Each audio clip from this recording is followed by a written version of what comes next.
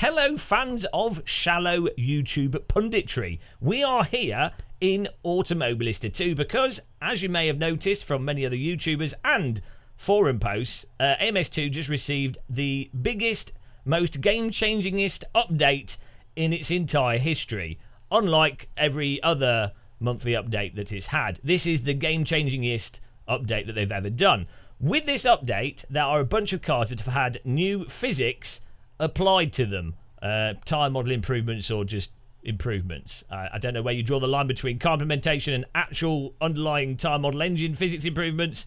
That seems to be something that's always up in the air. But we have cars that have changed and people are singing its praises. Now, I did a live stream the other day where we went through lots of cars, and of all the cars, there were two that I think stood out as being particularly good, and the rest stood out as being completely terrible. But we're going to focus on the positives mostly in this video, because I noticed that the fanboys and YouTubers hate criticism. But I brought the fish with me, so when the fanboys go mental, we can slap them out of the way with this fish. Make sure if you see any fanboy comments that are stupid with no actual objective content or no content in them, make sure to respond with a fish emoji. Get out of here, Colin. So we're going to drive this the P1 car and talk about where the handling's improved, what's better, and my thoughts on the update. For those of you that get into it, if you've got the game and you want to try the new cars, the cars that are new are the Formula Retro cars, the Formula Classic cars, the Formula Inter, the Formula USA Gen 1, 2, 3, the IndyCar, the USA 2023, Formula Ultimate Gen 2, Formula Junior, and the P1s. This is one of the P1s. So there's quite a few cars have been updated. Also, we're saying that next version they'll update more cars in the game to the same sort of physics standards or whatever they've done with these, which could be good or bad depending on if what they mean is like these P1s in the IndyCar, or if they mean like the sledgemobiles that the other cars drive like. Also worth noting is you need to press the reset to default or delete the setup files, because for some reason having the wrong setups will completely break the physics, as I'll have you believe, or that's what's being said. But it's good to listen to what the developer says, even if it doesn't really make any sense. So reset your setup to the defaults when you're trying any of these new cars, or when stuff's been updated. It's a worthwhile thing doing anyway whenever there's an update to AMS2. So let's get on tracking. Let's drive this and let's talk about this car. So in terms of the physics, the biggest change in the handling that you notice with the updated cars is that the cars are less overactive. So one of the big problems with Project Cars 2 and a lot of the cars in AMS2 is that they're like have this penchant to be super hooking up on the accelerator and insta-bite into a corner, causing you to like drive in this really bizarre way where you go super deep into the corner and then you slam on the accelerator and the car just insta-bites in to absurd levels, as if it's got some kind of like mega trick diff. Oh, I've just took him out. Good move. Wedged him. And what you notice, especially with this P1, let's turn the traction control off. What you notice is the car actually just drives in a much more balanced fashion. And in fact, with all the cars that have been updated with their new implementation, they do generally drive in a much more balanced fashion. And a much more natural fashion, and much less over sort of exaggerated from the throttle, less snappy, more progressive, which is more realistic. That does raise questions as to these are things I've been talking about for a long time with AMS2, and fanboys have obviously always said that AMS2 is completely perfect. I just need to learn how to drive, and that's how cars are super hooked up. Given that they've now taken that away, but that's how it is with fanboys. So now these cars actually drive with a lot more neutral balance to them, and out of all of them, I think these, as I say, this car, these prototype cars, and the Formula USA 2023, the IndyCar, seem to be in totality the better of the vehicles. Unfortunately, with the other cars, and a lot of them are vintage cars, but with the other cars that are there, well, not all vintage cars, with the other cars that are there, unfortunately, they drive in a, I mean, even this car as well, but a lot less worse. They have a really, really drifty drive to them. They are like, it is like driving on dirt or something, even with a fully rubbered in track. And it's almost like the physics feel as if they are operating in slow motion. And even with this car, which is by far the least worse, everything feels like it's in slow motion, which I think it would be good. Like if you find it hard to catch a rear of a car, and you find other simulators too snappy, and don't get me wrong, I do think like iRacing, for example, is way too snappy. There's obviously a balance to this. But if you find it hard to catch cars quickly or react quickly, this sort of slidiness will make things a lot more approachable. But the unfortunate thing is, it's so slidey, it's actually to a level of absurdity. As I say, mostly with the other vehicles, they just don't have like this sort of a zone of bite point to it. If you've ever driven a real car or been in a decent race car around a track, you'll know that there is like a small amount of sort of general controllable slip within the limit, and they're very bitey, and then they slide a bit, which is still quite controllable. But everything kind of happens quite quickly. But basically very similar to Assetto Corsa, good cars in Automobilista 1 and good cars in R-Factor 2. Whereas AMS2, things are just like really, really slidey.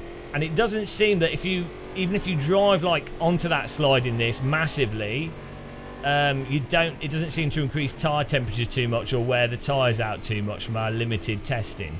And also driving into the slide, being very aggressive on the throttle, still seems to be quite a fast approach of driving. So, you know, so one of the things that a lot of sim racers don't understand is that real car tyres, even slicks, can, with a lot of cars, be massively overdriven. Like you can get in a Radical SR3 and you can effectively drift it around a track and do that still quite quickly. The problem is it tends to just wear the tyres out or overheat them, you know, or it's just not fast.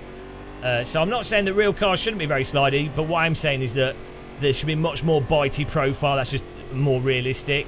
And you find that, as much as I don't like ACC due to its crappy force feedback and it getting locked in train slides, that general grip profile of ACC, AC1, R-Factor 2, and many other simulators is just much closer to my experience of real vehicles.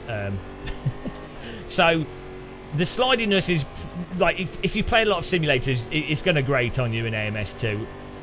But fortunately, this P1 car and the Formula, the IndyCar, that's a lot less worse. Now, I think what is making these cars actually behave in a better way and more bitey is the fact that they have monster downforce, and I think that's then helping to hide the rather weirdo tyre model that I think this game has when it comes to its end drive. Everything without downforce in this sim is just so weirdly floaty. It's just like slow motion driving. But that could be good. I think it's like driving a car with trainer wheels on it.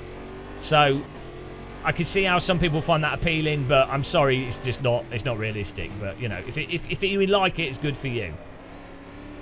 Now, what I do like though is that obviously you've got the features in this. I've just realised I've not banned my headlights, so we're going to be driving in the dark here. You do have the features in MS2 of the AI actually drives really quite nice. So as the physics do improve, and they have generally improved, you know, you then get to enjoy the other features of AMS2 a lot more. The ability to just create a quick session, the AI actually attacking a little bit and trying to make moves on you and not just giving up. I mean, the AI in Assetto Corsa are absolutely awful. For example, I mean, sometimes there's good tracks in AC with AI works and sometimes there isn't, and then often the AI just gets stuck behind you. So, and you also have like a championship mode in this to play through, and the ability to quickly create servers in Automobilista 2 which you can fill with AI. So if you've just got a group of friends, you want to do a race with some AI and your friends, then you can just jump in and do that. And obviously this has got like the nice VR support in it as a package. So, you know, you do have those benefits with AMS2, and as the physics improve, then those, you know, you can enjoy those other benefits more. I would just say though, if you're talking about sort of object aspects of handling of physics with most of the updated cars especially, they are not even close. They're not even ballpark, like they're mental. So this though is fine. Like this P1 car, to be honest, and I think this is a big problem with MS2, there's too many cars in it, there's too much stuff in it that is shit. If they just focused on stuff that is actually decent, put those in the game, don't fill it with shovels of cars that are half implemented, then I think that'd just be a much better product. I mean, you can have lots of cars, but if most of them are absolutely terrible, there's no, like, you've got the model of the car there, you can drive it on the track. I guess most people don't know the difference and can't tell, so maybe that's how it works, but I think this is one of the big values of ACC. As much as I don't like ACC, it's force feedback primarily, the value of it is that you can, you know what you're getting. It's GT3, and they are very polished within its own context of how ACC handles. Everything is very polished. I've just pressed the wrong button there. Try to do DRS and I've just activated the brake assist. Do not want that. There we go. Bonk. This is how you overtaking these cars. You pit maneuver the car in front. So I think it's a real shame. Like if AMS2 had released with this car in this state now and a couple of tracks, then I think things would have been a lot more positive. But it's now like 15,000 years later, and we now have this car that's sort of generally passable. But in fairness, I think if you were an AMS2 fanboy, then the changes they've made you will really, really appreciate them. But then AMS2 fanboys, every update is the best update ever, and everything is always totally correct. And like the developer says, oh, we've done this, we've added drivetrain flex, we've added whatever, blah blah blah, we've improved these physics, and then the fanboys just regurgitate that regardless of what the end result is. So do they even need to bother to make the cars actually more drivable?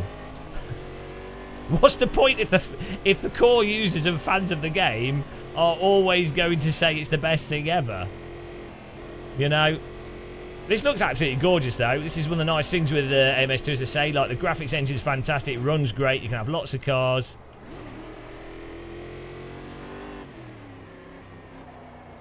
With the sunsets, the weather, dynamic track and stuff.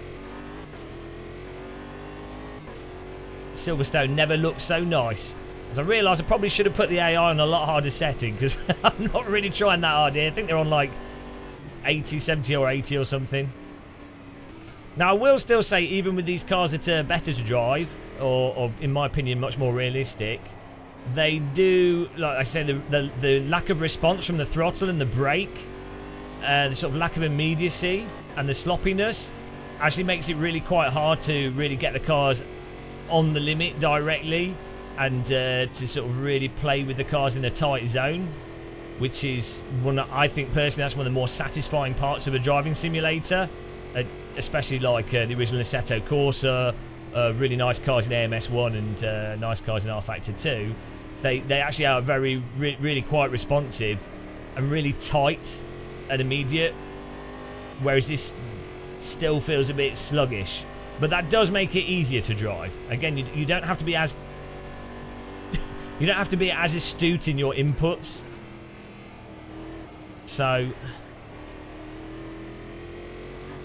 I can see the appeal to how this drives for a lot of people. I'd also say if you don't have like a direct drive wheel, or you know, you're playing with a game controller as well, then this type of sort of slower to respond cars and that very controllable slip will make this sim a lot more forgiving to drive, which is not a bad thing. I think that's actually a good thing.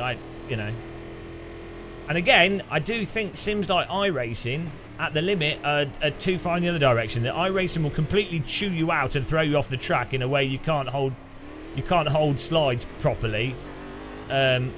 AMS2's in the complete opposite direction in that you can drive like an absolute mentalist, and seemingly it feels like you're driving with the wheels spinning up through the corner, and it's not a problem whatsoever. AMS2 kind of, even with this car, it feels like we're always in some kind of like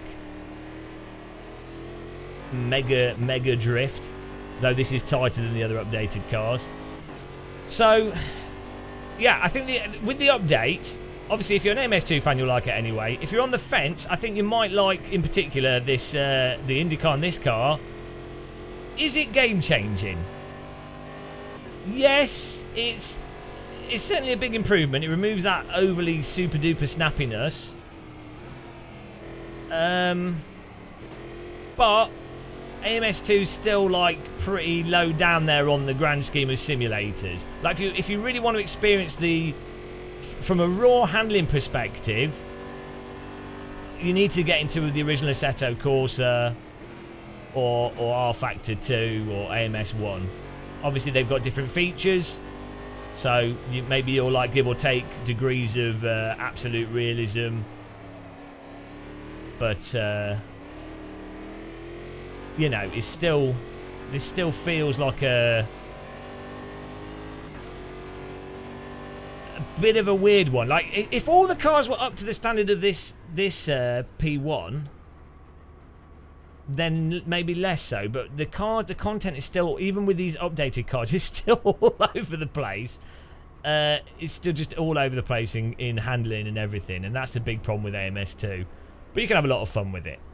So there you go. That's really our thoughts on AMS2 and the update.